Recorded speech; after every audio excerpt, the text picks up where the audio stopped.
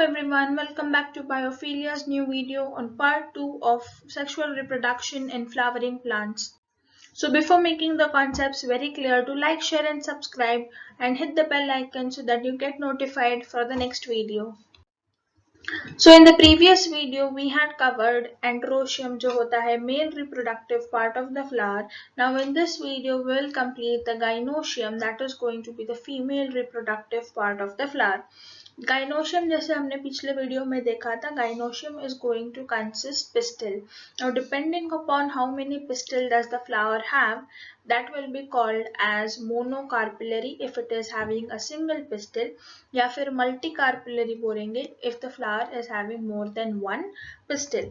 अब multicarpellary condition जो होती है उसमें दो conditions आते हैं, that is either the carpels are going to be free from each other or they are going to be fused.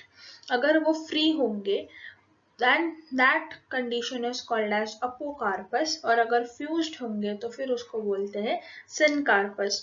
अब apocarpus का example होता है flower that is going to be Mischlia and syncarpus का होता है papaver. Right, so in the figure adjacent आप देख सकते हैं that Mischlia are going to have carpels that are free from each other, जबकि papaver flower में होगा gynoecium that is having carpels to be fused.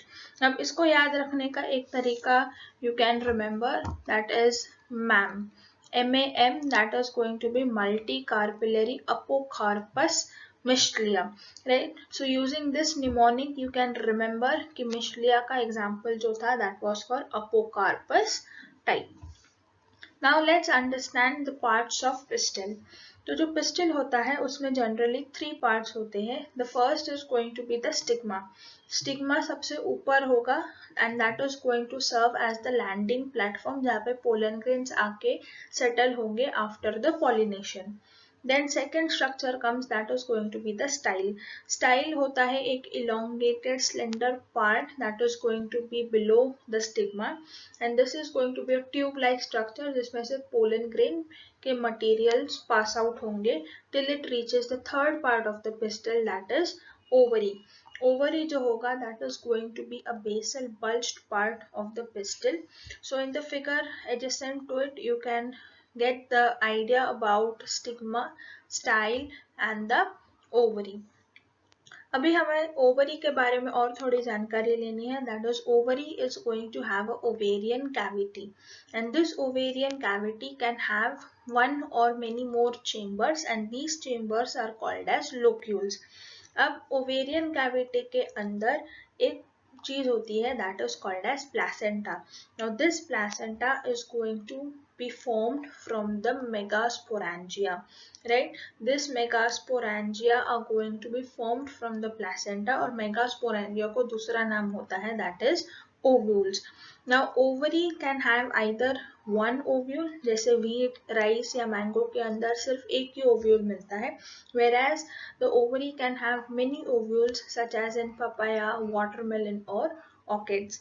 So this was some more information about ovary. Now let's move on with the next slide. So as in the previous slide we saw that one ovary can have either single ovule or there can be many ovules, right? So let's understand the structure of ovule. So structure of ovule में there are different parts that we have to study. So let's start with the funicle first. तो funicle जो होता है that is going to be the stalk of the ovule, जहाँ पे ovule और placenta का attachment होगा, right? So in the diagram you can side by side look where the funicle is going to be and how does it look. Second part आता है that is hilum. Hilum is going to be the junction between the ovule and the funicle. So again you can get to know how this hilum is, that is just the junction or the connection between the ovule and the funicle. Third part आता है that is the integument. Integument is nothing but a protective envelope that is going to surround the body of the ovule. तो integument जो होते हैं that are going to be two integuments. The first is the outer integument जो सबसे बाहर की तरफ होगा, and inside that will be the inner integument. Fourth structure आता है that is micropyle. Now this micropyle is a pore, or you can say it is a passage present at the tip of the ovule. यानी you can see in the diagram that the micropyle is going to be at the top, and that is going to be a pore. And generally this pore is going to be used कि जब ovule seed बनेगा, from there it can absorb water for germination. So micropyle is the hole or the pore from where the water is going to be absorbed when the ovule turns into seed. तो micropyle एक ऐसी जगह है जहाँ पे integument is going to be absent, and that is the reason for the pore formation. Next structure हमें देखना है, that is chalaza. Chalaza is a region that is going to be opposite to the micropyle, and it will represent the base of the ovule. So chalaza एक region है that is going to be opposite to the micropyle. Next structure है that is nucellus. Nucellus is nothing but a group of tissue, and this tissue is parenchymatous mass, and that would be within the integuments and forming the body of the ovule. So integuments के अंदर का the major portion is going to be covered by the nucellus. Now one more important structure in the ovule, that is embryo sac, and embryo sac is also called as female gametophyte. So what is embryo sac? It is going to be located in the nucellus, because nucellus is the part that is making the major part of the ovule. So embryo sac is going to be located in the nucellus, and generally one ovule is going to have only one embryo sac, and this embryo sac is going to be formed from a megaspore, right? So this was the complete understanding about structure of ovule. Now over here, in some plants or in some ovules, there is a third integument found, and this third integument is going to be called aril. Okay, what is it going to be called? It is going to be called as aril, and this aril is going to form from the base of the ovule or the funicle. Now इसका example क्या है wherein the aril can be found? Aril can be found in lychees, it can be found in Aegarilus, and majorly to remember, लीची और Aegarilus जो होता है उसमें aril is going to be fleshy and edible. So I hope everyone had eaten lychee. So the white colored portion that you eat in the lychee, that is going to be the third integument called as aril. Now let's understand the different types of ovules. So ovules का जो categorization है, that is going to be on the basis of relative position of micropyle, the body of the ovule and the funicle. So generally ये positions कहाँ पे है regarding each others, that is going to give us the different types of ovules. The first type हम पढ़ेंगे, that is going to be orthotropous ovule. So orthotropous ovule में micropyle, chalaza and the funicle, they are going to be in a straight line. Okay, orthotropous जो होता है, as the name, that is going to be the most primitive type of ovule, and these are the examples which have orthotropous type of ovule. So in the diagram you can understand orthotropous, how does it look. Second part होता है, that is anatropous. Anatropous is going to be the opposite of orthotropous. यानी orthotropous was a straight line ovule, anatropous का ovule जो होगा, that is going to turn 180 degrees, and since it is 180 degrees tilted, it will be called as inverted ovule. यानी invert हो गया तो what is the change that is going to happen? The micropyle which was on the top in the orthotropous, अब micropyle आ जाएगा lower close to the hilum, right? So this anatropous type of ovule is most common type of ovule, and in major angiosperm families this anatropous form of ovule is found. So in the diagram you can understand the difference between orthotropous and the anatropous ovule. So यहाँ पे था micropyle पहले, now the micropyle has come near the funulus. So third type is going to be the hemianatropous. Hemi means half, and anatropous, that was the 180 degree turned. So hemianatropous मतलब क्या होगा? Ovule is going to turn at 90 degrees angle. So 90 degrees होगा. So the micropyle is going to be at the 90 degree to the funicle. So again the example may come in the MCQs, so you may remember this. So again Anatropus or Hemitropus को अगर compare किया जाए, so micropyle is going to be at 90 degrees to the funulus. Fourth type आता है, that is Campylotropus, wherein the ovule is going to be more or less at 90 degree to the funulus. Now how does this curve? So you can see in the diagram adjacent in this part कि micropyle is going to be slightly bent downwards, and this can be found in the members of Leguminaceae and Cruciferaceae, right? Fifth type आता है, that is Amphitropus, sorry. So Amphitropus ovule जो होता है, that is going to be curved like a shoe horse. I hope everyone has seen a shoe horse that somewhat looks like this, right? So this shoe horse shaped ovule is going to be the type that is Amphitropus ovule. So Amphitropus you can understand from this diagram. Next is going to be Cercinotropus. Cercinotropus circular जैसे vibes आ रहे, right? So this is going to be a ovule that is going to turn more than 360 degrees, जिसकी वजह से जो funicle the stalk होता है, that is going to coil around the ovule. And this is seen in the case of Opuntia, that is a cactus family member, and the Plumbiginaceae. So you can see in the diagram, Cercinotropus, this funicle is going to completely coil around the ovule. Now let's understand a very important process, that is megasporogenesis. So megasporogenesis में दो words है, that is megaspore and the genesis. So formation of megaspores from the megaspore mother cell is going to be called as megasporogenesis. So megasporogenesis होने के लिए the formation of MMC, that is megaspore mother cell, starts when the ovule is going to differentiate.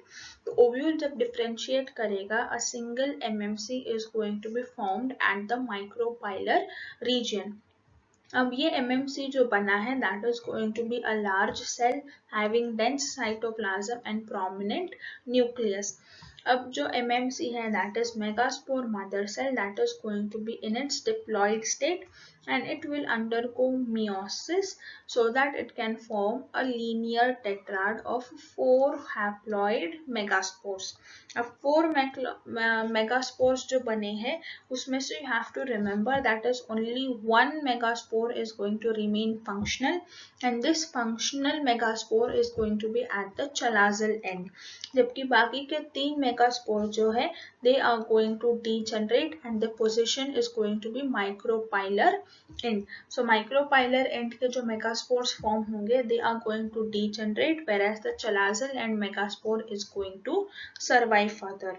So now here the time comes when you can understand and differentiate between microsporogenesis. और microsporogenesis कहाँ हो रहा था? It was going to happen in the male reproductive system of the flower. So microsporogenesis was happening in the male part. So one microspore mother cell was undergoing meiosis to form a 4 cell that was called as tetrad of microspores, and the mother cell was in diploid condition, जबकि tetrad के every individual was haploid. अभी megasporogenesis की अगर बात हो, that is happening in the female part, giving rise to megaspores. So difference क्या है? This MMC, which is going to be again diploid state undergoing meiosis, अब यहाँ पे जो tetrad बनेगा, that is going to be a linear arrangement. अब यहाँ पे याद रखना है, the micropylar region on the upper end of the ovule और basal part में होगा chalaza, right? So यहाँ पे क्या याद रखना है कि microsporogenesis में all the 4 microspores were surviving, right? All the 4 survived. जबकि megasporogenesis में जो megaspores बनेंगे, only the chalazal end is going to survive, Okay, so survival out of 4 कितना है? Only 1 is going to survive, whereas other 3 from the micropylar region are going to degenerate. So now a question arises, that is why MMC undergoes meiosis. The reason is that to ensure the formation of haploid female gamete. अब MMC में जो meiosis हो रहा है that is for formation of female gamete, वैसे ही अगर microspore mother cell में हो तो that is for formation of male gamete. But दोनों के मियोसिस में कॉमन पॉइंट है to ensure formation of haploid gametes, ताकि हैप्लॉइड गैमेट्स जब fertilize हो, so the ploidy of the new organism matches with the parent body. So that is the main idea behind the mother cell undergoing meiosis. Now let's understand about the female gametophyte, that is the embryo sac. तो embryo sac का classification दिया था by Panchanan Maheshwari. So you can see his photograph here. So he was also called as father of plant embryology.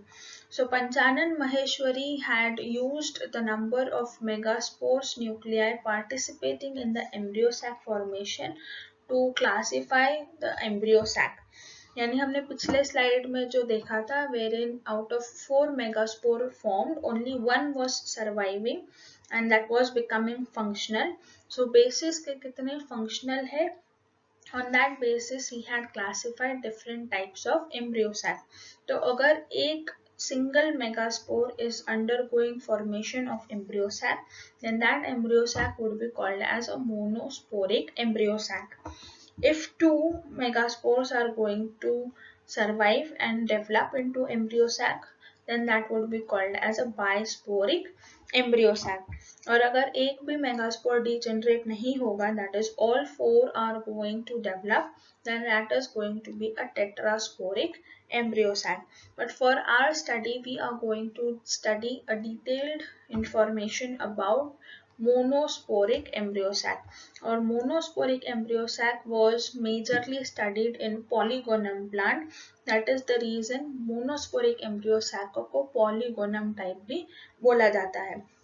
So in majority of the angiosperms, monosporic embryo sac मिलता है. That is only one of the megaspore is going to be functional और बाकी के 3 are going to degenerate. So only one functional megaspore जो होता है, that is going to develop into the female gametophyte, that is the embryo sac. So the process of formation of embryo sac from a single megaspore that was developing, that would be called as a monosporic development. A polygonum type of embryo sac जो होता है वो maturity होता है, but how much? That is going to be about 80% of the flowering plants. So this study of polygonum type of embryo sac was studied by Strasberg. So you can see his photograph here, Edward Strasberg, who had studied about the development of this polygonum type of embryo sac. Now, how does exactly that one single megaspore turns into an entire embryo sac? We will see in this slide. So, एक megaspore जो था, that is going to continuously divide, and those nucleus, that was the nucleus on the chalazal end, that was the functional megaspore, that is going to divide mitotically. Mitotically first time जब divide होगा, एक cell जब divide होगा, that is going to give rise to 2 cells, right? So 2 nuclei will be formed. Now these 2 nuclei are going to go and move opposite to each other. So opposite poles पे जाके they are going to start the formation of 2 nucleate embryo sac. Now again there is going to be division in each of the nuclei form. So ये ऊपर वाला nuclei बनाएगा 2 more nuclei. The lower nuclei is again going to form 2 more nuclei. So finally that is going to make a 4 nucleate embryo sac. और वापस अगर हर cell में एक एक बार डिवीजन होगा, that is going to form 8 stage embryo sac. So 8 nuclei हो जाएंगे in the embryo sac after 3 mitosis. Okay, so after 3 mitosis you get a 8 nucleate stage embryo sac. Now from each nucleus, यानी एक ऊपर, that is from one of the top pole and from the lower pole, एक एक nucleus आएंगे in the middle of the embryo sac and they will form the polar nuclei. यानी you can see in the diagram, यहाँ पे बना था 2 celled stage, यहाँ पे बना 4 cell stage, right? Now one nucleus from the upper end and one nucleus from the lower end is going to come and form the polar nuclei. अब ये जो माइटोटिक डिविजन्स जो हो रहे थे, these divisions are going to be strictly free nuclear. अब free nuclear का क्या मतलब होता है? That is, nuclear divisions are not going to be followed by immediate cell wall formation. यानी हमने क्या पढ़ा है, generally when the cell is going to divide, the first nucleus will divide and as soon as the nucleus divides, वहाँ पे cell wall या cell membrane formation हो जाता है. But in this case, these mitotic divisions में cell wall formation is not going to be immediate. So nucleus ज़्यादा होंगे, but there would be only one membrane that is going to cover all these nuclei. So यहाँ पे हमने देखा after 2 cell, 4 cell, now it is the 8 cell stage in the embryo sac. अब जब एक nuclei ऊपर से एक न्यूक्लियाई नीचे से आके फ्यूज हो जाते हैं, there is going to be rearrangement occurring in the embryo sac. तो rearrangement के बाद क्या हो जाता है नज़ारा? So let's understand. So after the rearrangement, there are going to be 3 nuclei that are going to be haploid. Those 3 nuclei are going to be arranged at the micropylar end.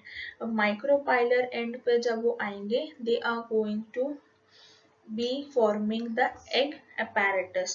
अब यहाँ पे आपको एक चीज याद रखनी है कि when we are studying majorly about the angiosperm that is going to be having anatropous form, right? हमने पढ़ा था that in majority of the angiosperms the ovule is going to be anatropous form. So anatropous जो होता है, हमने orthotropous में क्या पढ़ा था? Orthotropous जो ovule था उसमें होता है micropyle on the upper end और चलाजल एट द लोअर, जबकि एनाट्रोपस फॉर्म में क्या होगा? एनाट्रोपस ओव्यूल में उल्टा कंडीशन होगा. So chalazal will be on the upper end and micropylar region would be at the lower end. So now this you have to remember and understand the arrangement of the nuclei. So the egg apparatus is going to have one egg cell that is haploid and 2 synergids, again those will be haploid.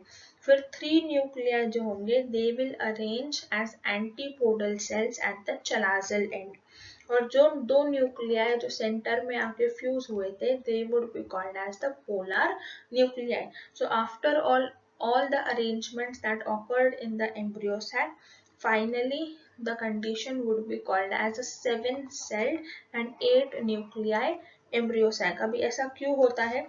Because when the rearrangement happened, what did the case be looking like?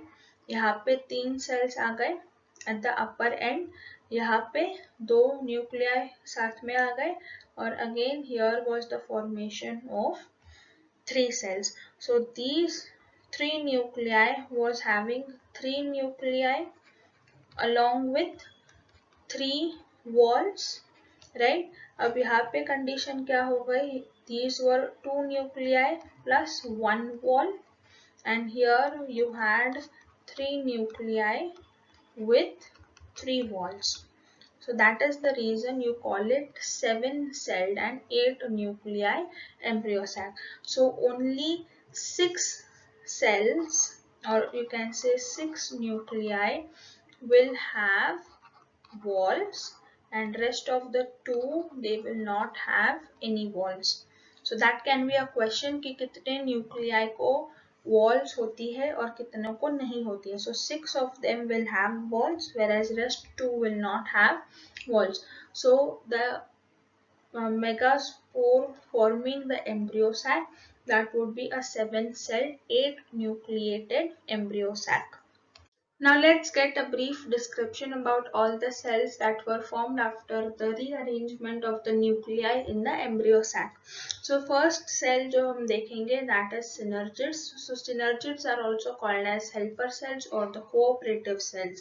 So synergids के पास micropylar nucleus होता है and a chalazal vacuole. Now these cells have a characteristic that they would lack cell wall on their chalazal end on maturity. Now, one more characteristic of presence of filiform apparatus and the micropylar tip.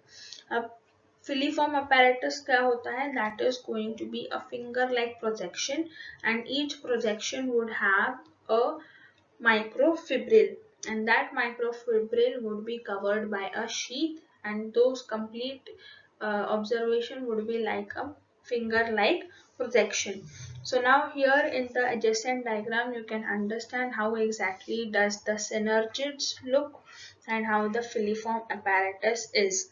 So यहाँ पे अगर notice किया हो, you might understood that micropylar end, that till before this I had been telling that micropylar end is present at the top edge and the chalazal end is going to be at the lower edge.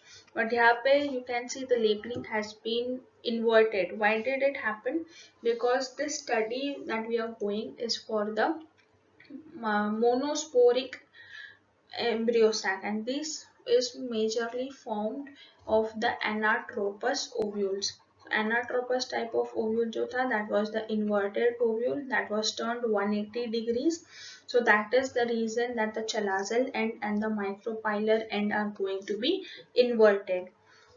Now let's see कि जो synergid था on the maturity, as I told you that on maturity the cell wall is going to disappear at the chalazal side on the chalazal side.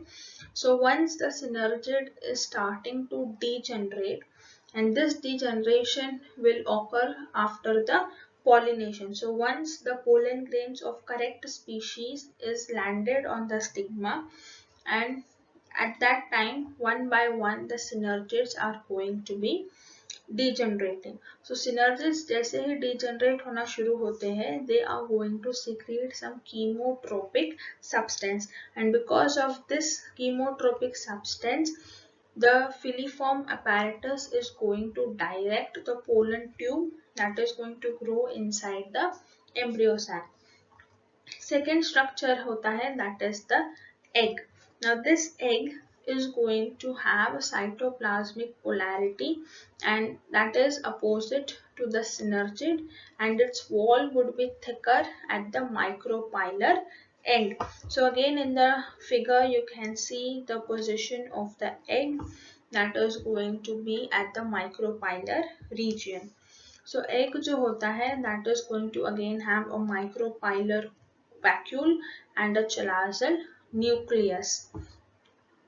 Now this is going to be just the opposite case as per the synergids. Synergids में क्या था? Micropylar nucleus था और chalazal vacuole था. जबकि egg के case में क्या होगा? Micropylar vacuole होगा and chalazal nucleus होगा, and that is the reason you had called it cytoplasmic polarity. Third structure होता है that is antipotals or also called as the vegetative cells. So these are going to be in 3 numbers. So generally every plant embryo sac is going to have 3 antipotal cells, and these antipotal cells are going to be present at the chalazal end of the embryo sac. Fourth आता है that is the central cell. As the name central, that is going to be present in the center of the embryo sac.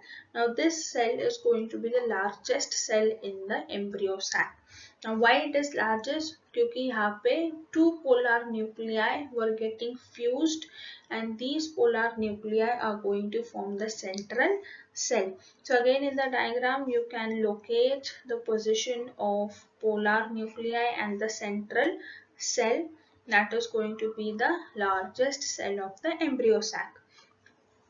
अभी जो central cell होता है that is going to form the secondary nucleus or also called as the definite nucleus, and that is going to be a diploid state क्योंकि दो nuclei साथ में combine होके एक सिंगल सेंट्रल सेल फॉर्मेशन हुआ था, right? So this was the complete understanding about the cells that were present in the embryo sac. And with this embryo sac, अब हमारे पास complete female gametophyte is ready. And in the previous part of the video, we had completed the male gametophyte, that was the pollen grains. In the next video, we will understand how the male gametophyte reaches to the female gametophyte by the process of pollination. So till then, to understand pollination, you have to stay subscribed to this channel. Till then, don't forget to like, share and subscribe to this amazing channel, and do hit the bell icon so that you get notified for the next part of this video where we will be covering about the pollination. Till then, stay happy, stay smiling, keep studying. Thank you.